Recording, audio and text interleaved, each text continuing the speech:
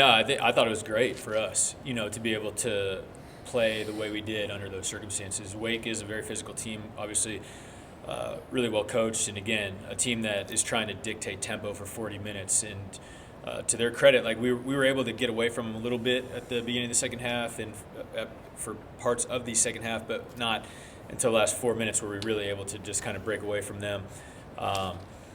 This again, we're going to have to play through the physicality early. I thought it took us off our path early in that Wake game, and then we kind of got recalibrated and got going.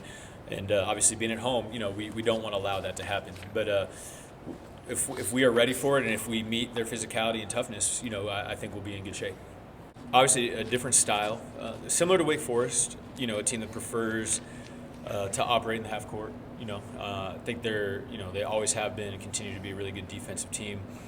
Just got done watching them play Tennessee from a couple weeks ago or a week or two ago, and they guarded them with great physicality. The first 20 minutes of the game was really hard for Tennessee to score. So I think dictating tempo, getting the game going up and down a little bit, and just being prepared for their physicality, I think is really, really important. And we can't be caught off guard by that. We can't be surprised by that early on in the game.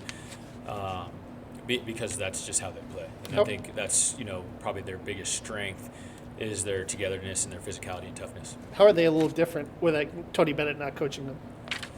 I think Ron's done a really good job. I think they're so really well coached. I'd say they're maybe playing a little bit differently offensively, not much differently defensively.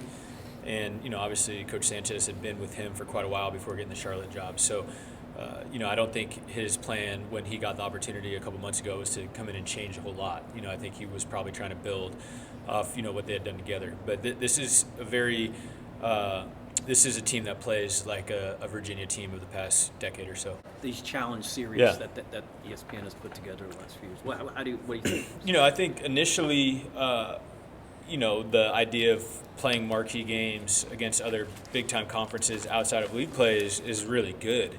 Whether you want to play in 3-game MTEs or 2-game MTEs or not, but then having this, I think it's good for both leagues.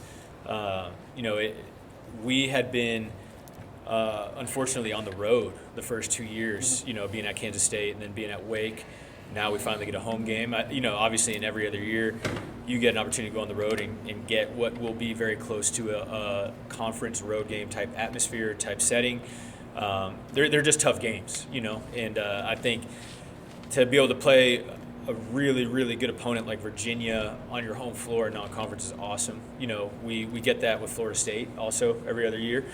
And, for us, as you guys know, we like to balance our non-conference. We want to play a good amount of really quality quad 1, quad 2 games. We want to play a decent amount of the quad 3, quad 4 variety. And you think of this challenge as usually a game that's going to present a quad 1 or quad 2 opportunity for you.